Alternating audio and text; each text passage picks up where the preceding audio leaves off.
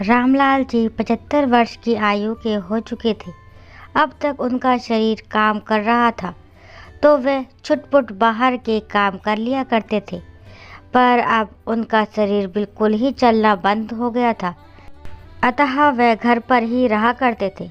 रामलाल जी के कमरे से लगातार खांसने की आवाज़ आ रही थी। बाहर से बेटे व बहू दोनों आपस में धीरे धीरे बातचीत कर रहे थे। बहू: अलका, क्या करें, पिताजी तो दिन भर खांसते ही रहते हैं। सारा काम करके बैठती हूँ, उसके बाद उनकी सेवा में लगे रहो। तुम कोई वृद्ध आश्रम क्यों नहीं छोड़ आते? मेरी सहेली विभा ने भी अपने ससुर को वृद्ध आश्रम भेज दिया। तब से वे दोनों बहुत सुखी हो गए। बेटा रमेश, तुम्हारा दिमाग तो ठीक है कि नहीं? बिना सोचे कुछ भी बोलती रहती हो। बहू, इसमें मेरा दिमाग क्यों खराब है? तुम तो दिन भर काम पर चले जाते हैं, मुझे दिक्कत होती है। कल भी विवाह के यहाँ किटी में जा ना सकी और मेरी माँ 2 दिन से मुझे बुला रही है। उनकी तबीयत ठीक नहीं है, बेचारी बूढ़ी है तो अपनी बेटी का इंतज़ार करती है। बेटा, क्यों नहीं जा पा रही हो? कोई बाबूजी रोकते थोड़ी है, उनका काम करके चली जाओ। फिर घर में बबलू भी तो है, वे देख लेगा।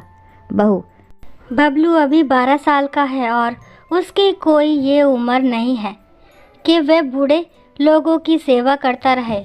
उसकी पढ़ाई भी रहती है, फिर यार दोस्तों में खेलना भी है। उसका बचपन छीन लूँ क्या? बेटा, ज़्यादा परेशानी है तो सारा सामान बाबूजी के कमरे में रख जाया करो, फिर तुम आराम से चली जाया करो। कोई प्रॉब्लम आएगी तो बाबूजी मुझे फ़ोन कर देंगे।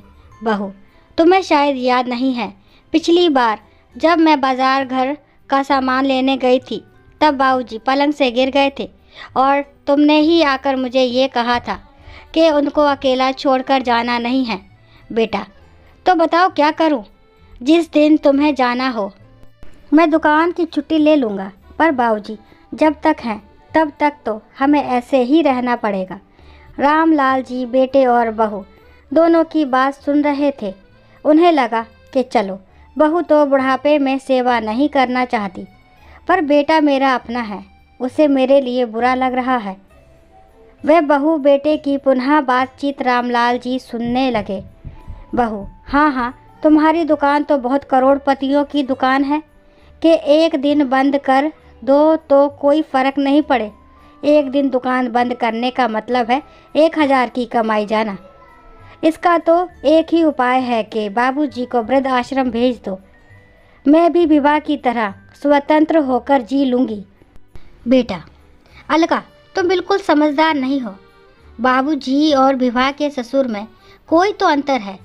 विवाह के ससुर की कोई पेंशन थोड़ी थी, उनके तो प्राइवेट नौकरी थी। उन्हें जो रिटायरमेंट के बाद पैसा मिला वह उन्होंने अपने बेटे और बेटी को बांट दिया, इसलिए विवाह ने उन्हें वृद्ध आश्रम भेज दिया। रमेश थोड़ा ठहर कर अपनी पत्नी अलका से कहता है। अलका, मेरे पिताजी की तो पेंशन से हमारा घर चलता है। मेरी छोटी सी दुकान से क्या होता है? उससे तो कमाई होती है, वह तो सारी बबलू के भविष्य के लिए रख रहे हैं। बबलू जब कॉलेज आएगा तब उसके लिए भारी भरकम डोनेशन देना होगा, जब जाकर कॉलेज में एडमिशन लेगा। अब जब तक पिताजी हैं थोड़ा निभा लो। अगर हम पिताजी का वृद्ध आश्रम छोड़ आए तो बैंक वाले हमें पेंशन नहीं देंगे।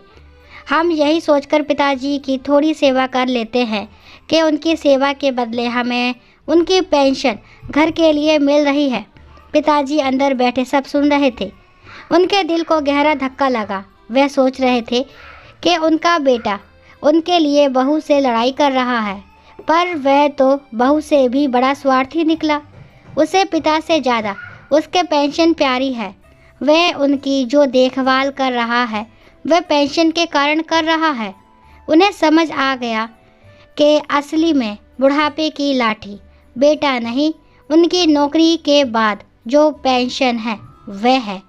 दोस्तों, आशा करती हूँ ये कहानी आपको ज़रूर पसंद आई होगी। अगर कहानी पसंद आती है तो प्लीज़ मेरे चैनल को लाइक शेयर सब्सक्राइब करना ना भूलें। और इस कहानी के बारे में आपके क्या विचार है कमेंट बॉक्स में ज़रूर बताएं। और कहानी को लास्ट तक सुनने के लिए थैंक यू। राम राम, राधे राधे।